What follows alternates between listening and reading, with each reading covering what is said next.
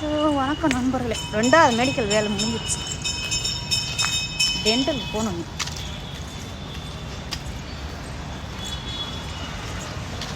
டென்டலுக்கு போகணும். அங்கே வேலை பார்த்து ஒரு 1/2 மணி நேரத்தில் வரணும். ஹாஸ்பிட்டல் முன்னாடி தான் இருக்குது. வரணும். ஐஸ் நிமிஷத்துக்காக வெயில் தள்ளி சாப்பிடணும்னு தான் தோணுது. ஆனால் நம்ம அவசரத்தில் இருக்கணும், வேலை பார்க்கணும். என்ன பண்ணுறது? ஸோ அப்புறமா சாப்பிடுறோம். நீங்கள் மார்க்கெட் வேறு போகணும் சாயந்தரம்.